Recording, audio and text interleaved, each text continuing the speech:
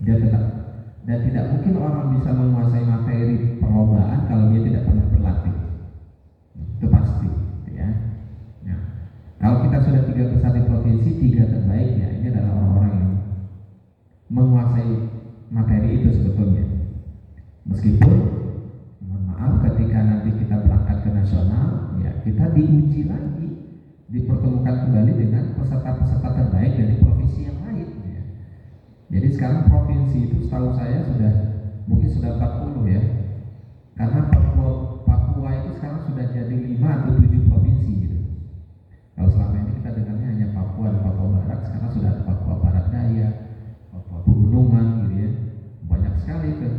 Nah semakin banyak lagi dalam tanda petik saingannya kayak begitu ya. Nah, tentu yang diharapkan adalah siapa yang paling siap untuk menghadapi itu dalam perlombaan itu ya. Kemarin sudah disampaikan oleh Bapak Kakanwil, musabaqah itu kan secara harfiah artinya kan kompetisi, perlombaan. Maka sangat naif sekiranya ada orang yang mengatakan bahwa saya penting ikut saja gitu ya, ikut saja dan ingin juara. Kalau begitu jangan ikut lomba gitu kan. Orang ikut lomba juga ingin juara. Ya mustahil ada orang ikut lomba nggak ingin juara, kecuali hanya ikut meramaikan saja, lain cerita gitu kan. Nah ketika kita ingin ikut musabaqah kompetisi, maka yang pertama kali itu harus ada niat dalam diri kita bahwa kita ingin jadi yang terbaik. Itu dulu. Nih saya selalu ya di mana-mana saya memberikan pelatihan, berbagi pengalaman ini yang sudah pernah ketemu saya mungkin sudah bosan juga mendengarkan. Tapi alhamdulillah saya tidak bosan untuk menyampaikan bagaimana pengalaman hidup saya dulu ya. Saya ingat di tingkat pertama kali ikut nasional itu tahun 2000 di Palu. Saya kira sini mungkin ada yang belum lahir ya, tahun 2000 itu banyak. Saya ikut tilawah anak di tingkat nasional di Palu, Sulawesi Tengah. Nah, apa yang terjadi? Niat saya waktu itu, karena ini adalah kali pertama saya akan ikut tingkat nasional, yang saya sampaikan waktu, ya Allah saya bisa ikut mewakili provinsi saja, cukuplah. Kenapa begitu? Saya asal dari Padang. Dari Padang itu masih 3 jam dengan perjalanan darat. Namanya si Junjung. Nah, dulu tahun-tahun itu yang bisa naik pesawat itu hanya orang-orang tertentu saja. Kebetulan kampung saya itu menjadi perlintasan pesawat terbang. Jadi saya ingat waktu kecil itu, kalau pesawat terbang itu lewat, itu satu kampung keluar rumah semua, nungguin itu pesawat sampai hilang gitu. Masuk di awan itu masih ditungguin, nongol lagi kan sampai betul-betul hilang. Begitu luar biasanya itu saat itu. Kalau sekarang kan naik pesawat kan biasa. Yang bisa naik pesawat itu ya kalau nggak pejabat ya pengusaha kira-kira begitu. Nah, waktu itu yang terlintas dalam pikiran saya, ya Allah, kalau saya lolos nih utusan provinsi, alangkah luar biasanya. Dari Padang ke Palu itu kan jauh sekali, itu Sumatera ke Sulawesi kan, Sulawesi Tengah. Itu naik pesawatnya 3 kali. Padang Jakarta, Jakarta Makassar, dulu masih ujung pandang namanya, ujung pandang baru ke Palu, 3 kali naik pesawat. Ya Allah, pertama kali naik pesawat langsung 3 kali itu kan luar biasa gitu kan. Apalagi di MTQ sebelumnya kita sudah belajar juga, ternyata jadi polri itu enak ya. Ikut MTQ dikasih baju, jas, celana, sepatu, peci, semuanya komplit dari atas sampai bawah. Dikasih uang saku lagi kan, juara dapat bonus gitu. Nah, pikiran saya waktu itu hanya begitu saja. Wah, luar biasa ini. Bisa naik pesawat sampai ke pulau yang sangat jauh dari kampung halaman, ya, dan bisa mewakili provinsi. Nah, singkat cerita apa yang terjadi? Pada musabaqah tersebut, pertama kali saya ikut, saya tidak masuk final. Pas pulangnya, kita sepakat itu satu kafilah. Bagaimana kalau kita pulang tidak naik pesawat, kita naik kapal laut saja. Nah, selisih tiketnya itu jadi uang saku. Oh, menarik juga, gitu ya.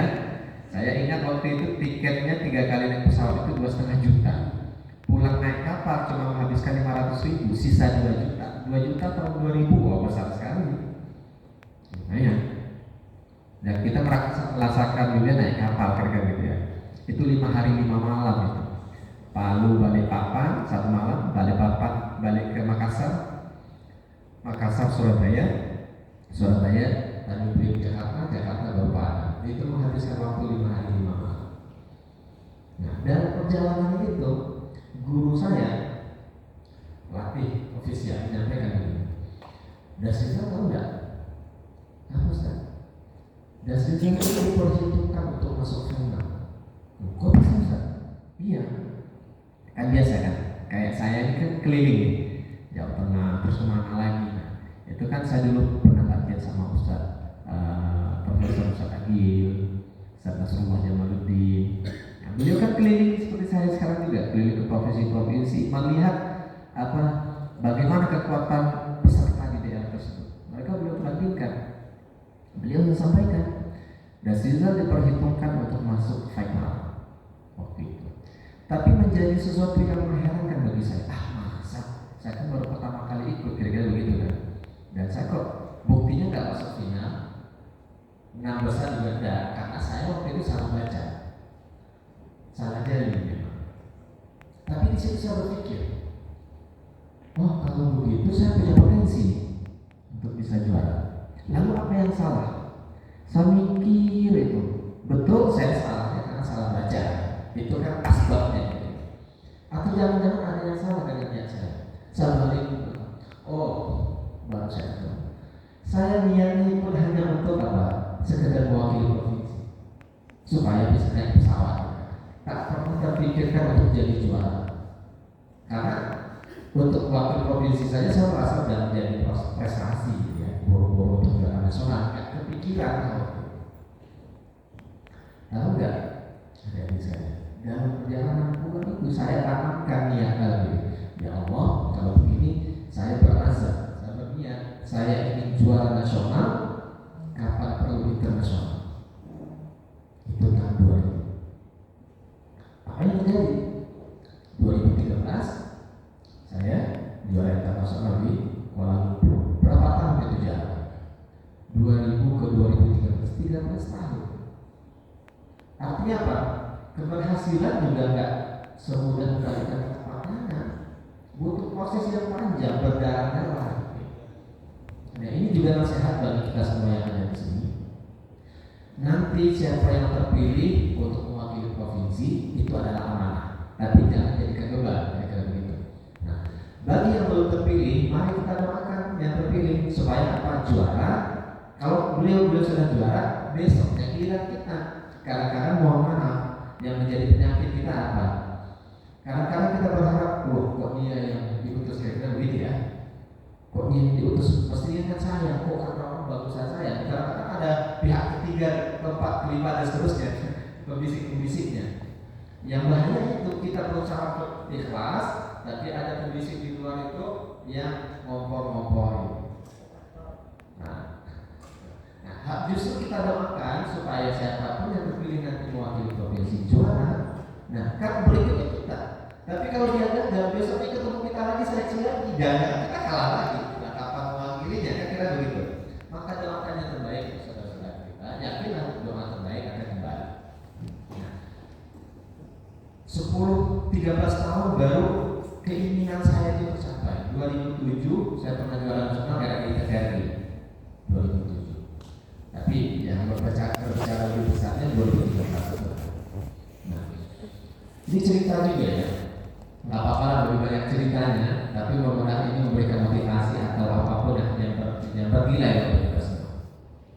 Untuk pergi ke tingkat nasional itu saya tidak langsung lolos di tahun 2000 itu.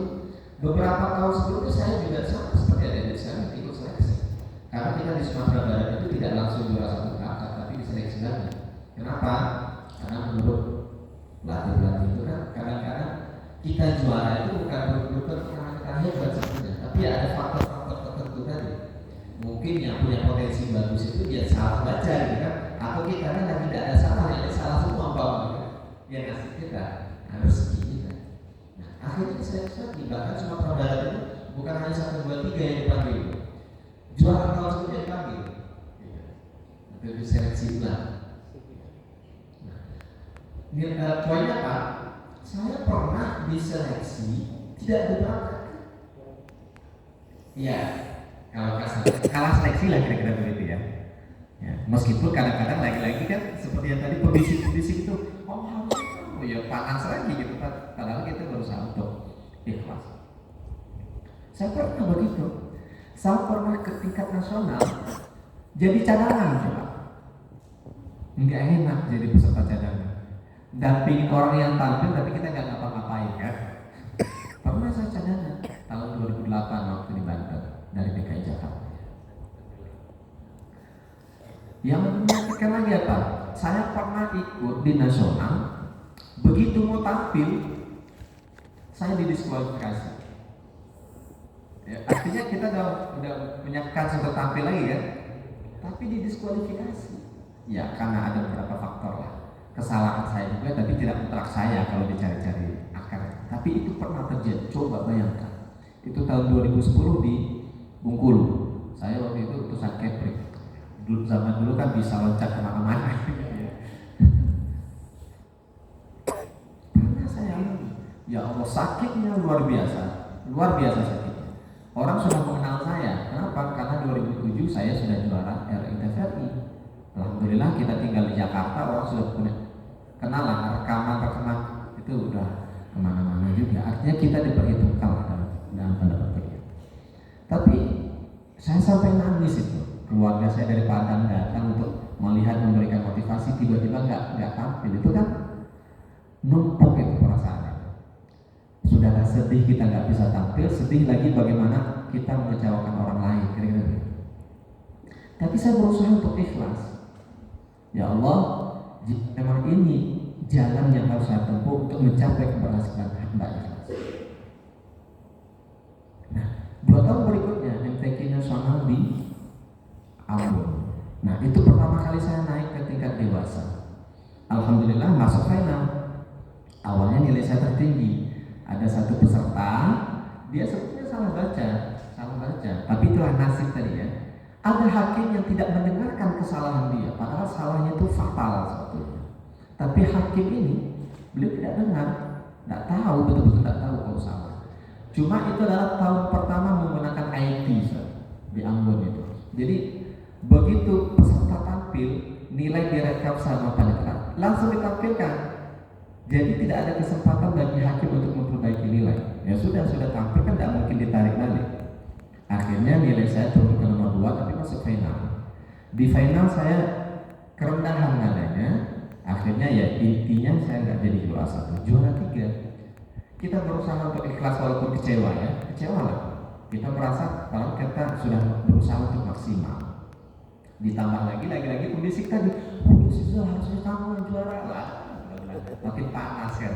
Ini akan adik-adik akan ketemu hal-hal seperti ini. Siapapun itu, apakah teman ataupun mungkin rekan satu kafilah, satu kontingen gitu, itu akan ketemu. Nah kalau kita nggak bisa memanage hati dengan baik, itu kadang-kadang kecewanya makin berlipat-lipat. Nah itu jangan diikutkan. Berusaha untuk ikhlas dalam hal Al-Quran. Coba tata hati kita. Jadi di situ saya belajar. Oh ya Allah, Engkau masih mengharapkan hamba untuk berusaha. Belum kesempatan. Nah, ketika di Ambon pertama kali akhirnya kan juara 3, kecewa enggak? Ya kecewa. Kita berharap tentu ingin jadi yang terbaik kan. Tapi kecewa, ditambah lagi ada yang bisik-bisiki ngomong-ngomong kamu harusnya makin kecewa. Tapi kita berusaha untuk ikhlas. Ya inilah yang terbaik. Tapi ada hikmahnya. Apa hikmahnya? Tahun 2012 saya kan hanya juara 3. Sekiranya saya tahun itu juara 1, kan dikirim ke internasional ya di Kuala Lumpur. Belum tentu saya juara 1 di internasional, karena yang juara waktu itu sampai ke Kuala Lumpur cuma juara 3. Ya.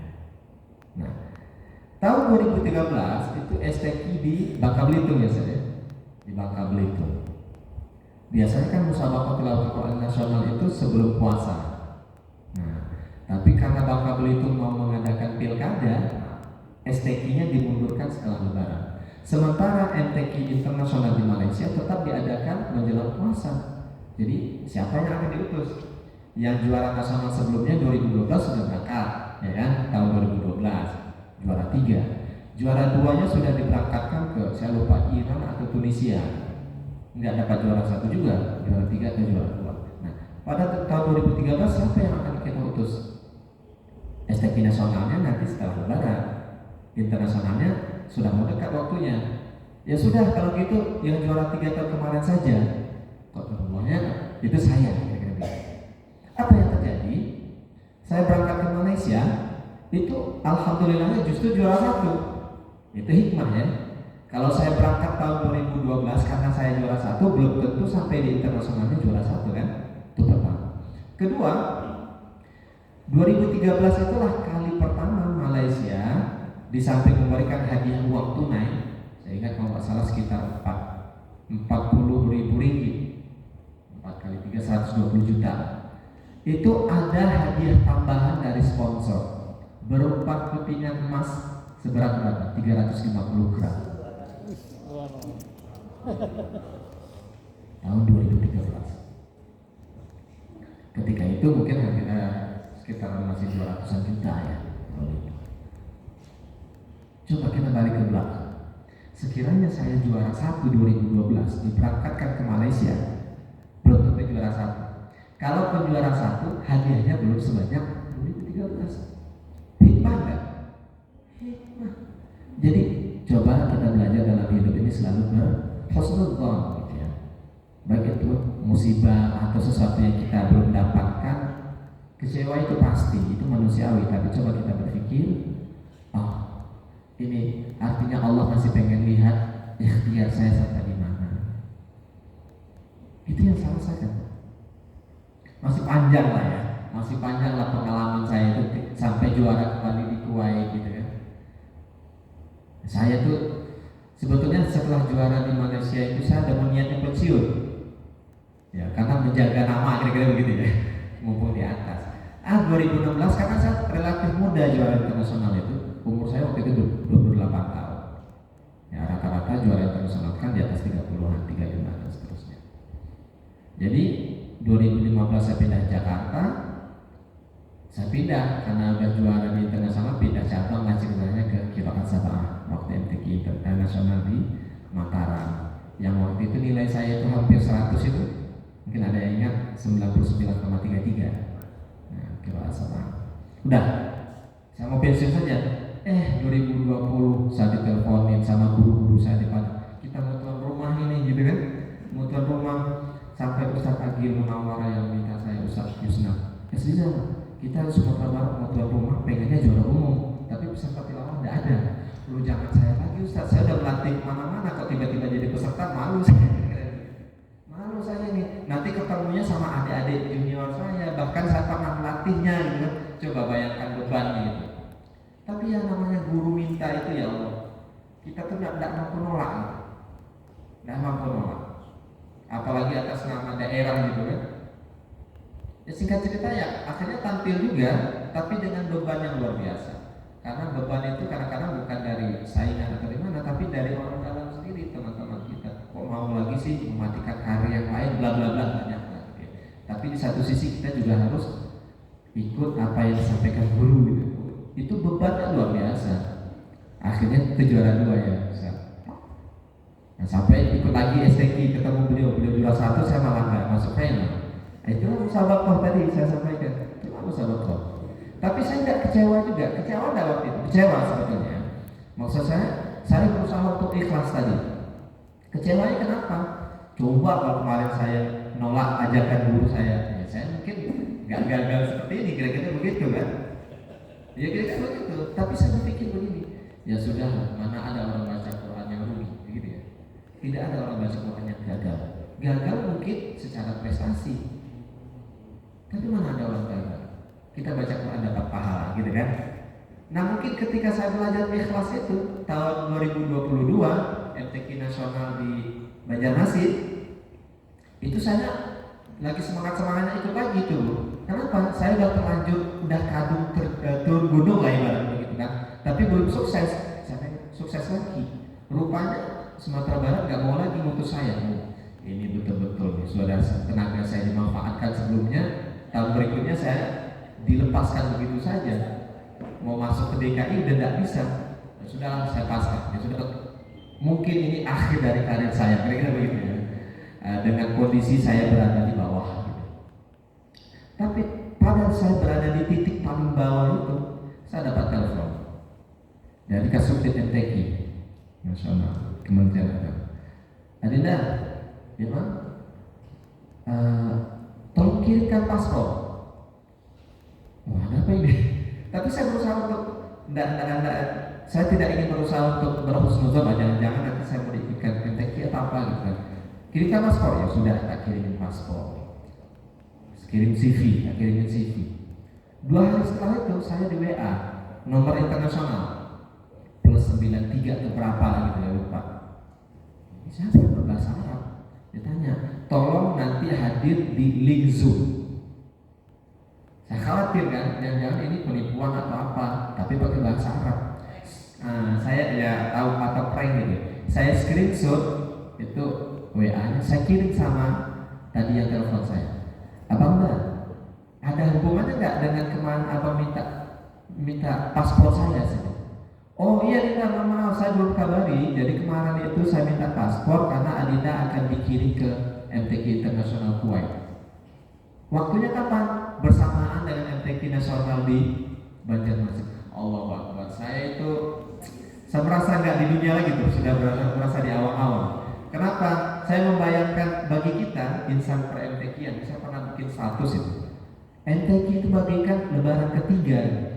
Kalau ada Idul Fitri, ada Idul Adha, satu lagi Idul Musabaqah. Kenapa? Kalau kita tidak ikut Musabaqah itu kayaknya kok sedih gitu ya.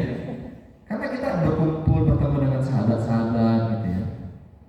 Itu memberikan kerinduan lah kira-kira begitu. Nah, saya membayangkan teman-teman akan ngumpul nanti di Banjarmasin, saya kok cuma lihat dari YouTube atau di mana gitu. Sedih sekali. Tapi begitu dapat telepon mau dikirim ke internasional, ternyata waktunya bersamaan. Wah, luar biasa. Ya sudah, berarti nasional bukan kelas saya, kira-kira gitu. Nah, saya jadi terhibur. Nasional bukan kelas saya nih, kira-kira begitu ya, menghibur diri gitu ya. Akhirnya teman-teman saya bikin status lagi di bandara mau menuju ke Banjarmasin, saya bikin status lagi di bandara menuju Kuwait. Ya, orang mikirnya mau ke Banjarmasin juga, benar ke Kuwait. Apa yang terjadi ketika teman-teman lagi bermusabaqah di Banjarmasin, saya bermusabaqah mengangkat membawa nama negara di Kuwait. Alhamdulillah kembali juara 1. Itu ya Allah, itu menghilangkan hujan 1 hari itu, menghilangkan kemarau saya selama 2 tahun dari 2020 sampai 2022. Begitulah cara Allah ya. Itu saya terus terang sampaikan di sini. Dari 2020 begitu saya nggak jadi juara 1 setelah tuan rumah itu, rasa percaya diri saya itu jatuh sekali, drop sekali. Kenapa? Kita mengangkat nama besar tadi kan, mantan juara internasional kok turun lagi, bukan juara 1 juga. Itu mentalnya luar biasa itu. Sampai-sampai teman-teman saya bikin video rekaman-rekaman di Instagram atau apa gitu dengan PD-nya, saya tidak berani, malu sih. Saya mencoba untuk apa ya istilahnya, menghilangkan diri lah dari dunia per-MTQ-an lah, kira-kira begitu. Tidak pede lagi sih. Tapi ternyata itu ujian, dan itu juga jalan yang harus saya lalui. Kalau saya tidak ikut lagi di nasional, nggak mungkin saya dikirim lagi internasional, kan begitu? Karena yang akan dikirim ke internasional mestinya melalui jalur juara dulu di nasional, 1, 2, atau 3. Nanti karena MTQ internasional itu banyak, ada di Malaysia, ada di Iran, ada di Kuwait, dan mana-mana. Itu kan ada undangan. Nah itu biasanya Kemenang itu atau LPTQ pusat akan bagi-bagi, juara 1 kemana, 2 kemana, 3 kemana. Nah itu kan asbab saya ikut lagi di nasional, baru saya dikirimkan lagi ke internasional. Apakah harus saya sesali? Oh ternyata tidak. Coba kalau saya tidak ikut lagi, ya tidak dikirim juga ke Kuwait. Nah, artinya apa? Balik ke poin utama tadi. Mari kita berusaha untuk meningkatkan kemampuan. Kalau kita gagal sekarang, jangan berputus asa. Coba bayangkan, ketika sekarang saya dulu gagal itu tidak jadi berangkat ketika nasional karena kalah seleksi, saya kecewa gitu ya. Apa ini seleksi segala macam? Kata orang saya yang bagus kok nggak saya berangkat. Tiba-tiba ya udahlah saya nggak mau ikut-ikut lagi. Umpama, kira-kira bisa seperti sekarang nggak? Bisa juara internasional nggak? Nggak bisa. Atau sekiranya ketika saya digagalkan, didiskualifikasi, terus saya kecewa yang luar biasa, saya tidak mau ikut lagi. Oh ternyata MTQ begini ya, nggak mau lagi lah ikut. Bisa nggak menjadi dasar seperti sekarang? Nggak bisa. Jadi poinnya apa? Kalau sekarang kita gagal umpamanya, itu adalah keberhasilan yang tertunda. Mari kita berhusnudzon sama Allah. Oh, artinya Allah masih pengen lihat ikhtiar saya yang maksimal lagi. Mari kita berhusnudzon. Oh, mungkin kesempatan saya bukan sekarang. Coba kita panjangkan visi kita, ya, jangka panjang. Oh, umur saya masih muda, masih panjang nih. Nggak berhasil sekarang, saya akan ikhtiar semaksimal mungkin. Mudah-mudahan saya sukses lagi di kesempatan berikutnya. Itu perlu ada dalam diri adik-adik sekalian. Selalulah berhusnudzon. Di samping selalu meningkatkan kemampuan. Jangan yang sekiranya nanti ada yang diberangkatkan mewakili provinsi, jangan juga terlalu senang hati, dia berpuas diri. Alhamdulillah akhirnya saya yang wakil provinsi. Akhirnya kemudian latihannya malas-malas, tidak ada keinginan untuk sukses di nasional. Ya, ini amanahnya, perlu kita jaga juga. Dapat ya poinnya yang saya sampaikan ya. Nah, itu dulu. Mesti ada semangat yang namanya musyawarah. Kita pengen betul kita ikhlas lillahi ta'ala membaca Al-Quran. Tapi ketika kita sudah terjun dalam dunia musyawarah, tentu kita mesti ada azam dalam diri untuk menjadi yang terbaik. Kalau sudah ada azam, nah baru kita tingkatkan kemampuan penguasaan materinya. Gitu ya. Apa nih kira-kira hakim sukanya seperti apa? Tajwid itu mestinya seperti apa ya? Itu yang harus kita perhatikan. Sampai di sini ada pertanyaan dulu nggak? Boleh kita supaya suasananya cair ya, jangan terlalu serius ya. Nah, jangan tegang begitu. Monggo kalau ada pertanyaan. Cukup jelas apa yang saya sampaikan mungkin? Jelas kan? Baik. Boleh tanya Ustaz? Oke, monggo.